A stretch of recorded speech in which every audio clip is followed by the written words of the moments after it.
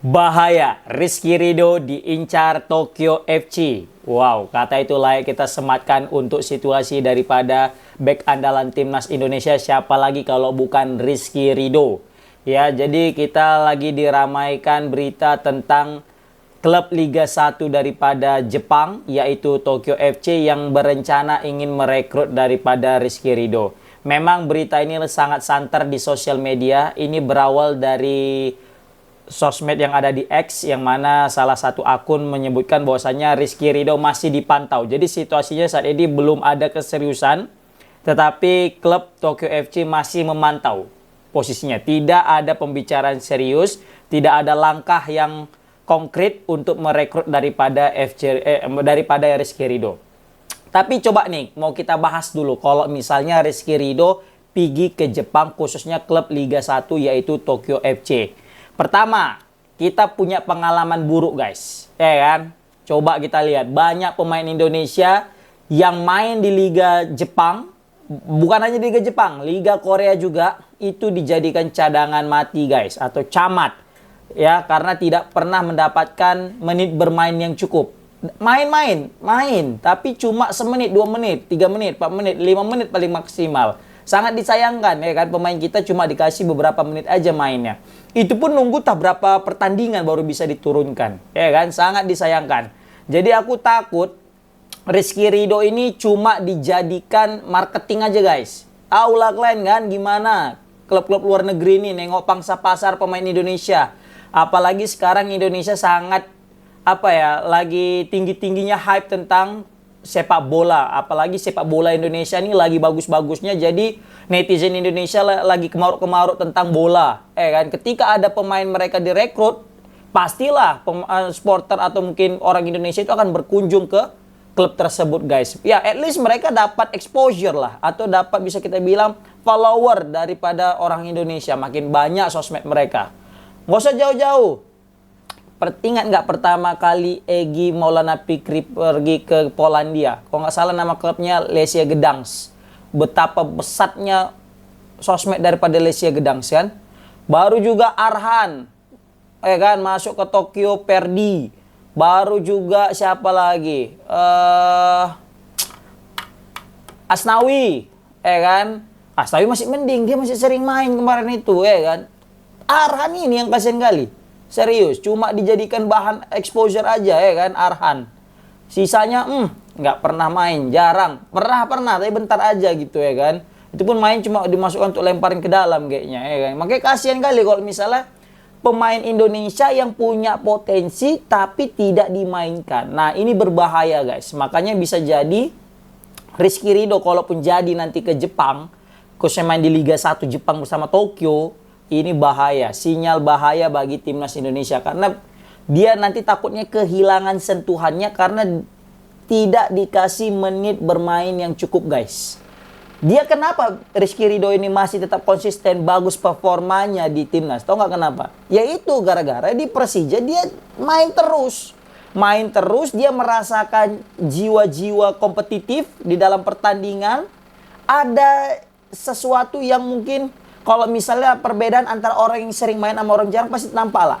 Kalau orang yang sering main dia kan udah mulai terbiasa. Tapi orang yang jarang main ini, nah ini sentuhan itu sangat mahal guys. Makanya banyak orang yang udah habis cedera, udah lama nggak main karena cedera pemulihan, itu menemukan sentuhan sentuhan yang dulu itu sulit. Makanya sangat disayangkan jika Rizky Ridho nanti berlabuh kepada Tokyo Verdy. Itu yang pertama guys, masalah marketing. Aku takutnya Rizky Ridho cuma dijadikan marketing. Yang kedua masalah bahasa. Kita tahu di Jepang itu bukan bahasa Inggris guys. Kalau di luar negeri, daerah Eropa mungkin bisa lah banyak kayak bahasa Inggris. Kayak misalnya di Oxford, Marcelino, kan di beberapa klub Eropa juga mungkin ada lah sedikit yang bisa bahasa Inggris. Tapi kalau di Jepang, jangan harap. Rata-rata pakai bahasa Jepang kan gitu kan. Nah sedangkan pemain-pemain kita itu kesulitan. Secara lagi mayoritas itu pemain orang Jepang. Mereka udah lebih enak kok komunikasi dengan sesama Jepang. Ya walaupun kita tahu pelatih daripada Tokyo FC ini berasal dari Australia.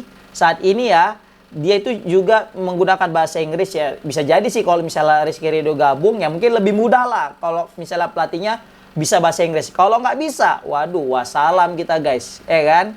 Baru selanjutnya, aku takut nih Rizky Ridho kalah saing guys dengan pemain-pemain lokal guys. Pemain-pemain lokal di Jepang. Gak usah jauh-jauh lah Rizky Ridho. Kita tahu ada namanya Justin Hubner. Justin Hubner main di Osaka, apa nama klubnya itu? Crazior Osaka gitu. Jadi cadangan mati guys. Sekelas Justin Hubner, seorang kapten dari Wolves U21. Kaptennya guys, bukan kaleng-kaleng. Wolves 21, Liga Inggris. Yang usia 21, under 21. Malah dicadangkan. Nah itu guys, sangat kita sayangkan. Pemain sekelas Justin Hubner. Iya kan, yang selalu main reguler di klubnya. Terus dipinjamkan ke Crazior Osaka. Malah nggak main. Kalah saing sama pemain-pemain lokal. Nah Jepang ini juga cerdik guys. Mereka juga tidak terlalu mau memainkan pemain-pemain asing. Lebih baik mereka memainkan pemain lokal mereka. Biar pemain lokal mereka lebih berkembang. Jadi mereka memang betul-betul jadi membuat pemain kita sebagai marketing guys. Kalau misalnya skillnya masih sama dengan pemain lokal. Tapi kalau misalnya skill pemain kita itu jauh di atas pemain lokal, pasti kita akan diturunkan terus. Makanya banyak ini pemain Jepang, pemain di Liga Jepang itu, yang main dari luar negeri, bukan dari Jepang ya, itu berasal dari Brazil. Dari Brazil. Rata-rata dari Brazil guys. Kenapa? Karena memang kemampuan skill orang-orang Brazil jauh lebih tinggi daripada pemain-pemain Jepang, guys. Kalaupun memang nanti Rizky Ridho mau masuk ke Liga Jepang ataupun Liga Korea ya, mau abroad dia, saran aku sih jangan ke Liga utamanya lah. Nggak usah ke Liga satunya, takut aku jadi cadangan. Kalau mau mendapatkan waktu bermain yang banyak, ke Liga 2-nya. Contoh kayak Asnawi.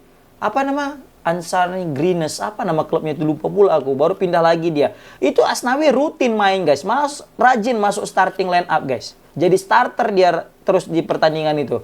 Nah jadi kalau mau Rizky Ridho memang mau abroad, saran aku sih ya kalau bisa dia tuh pilih klub yang bisa menjamin dia untuk memberikan waktu bermain guys. Jadi bukan hanya sekedar nebeng di klub gede tapi nggak main-main, untuk apa? Bagus yang biasa-biasa aja klubnya, tapi kita dikasih waktu untuk bermain. Sehingga kita lebih berkembang. Kan? Makanya aku salut tuh nengok Egy Maulana Fikri dulu waktu abroad guys.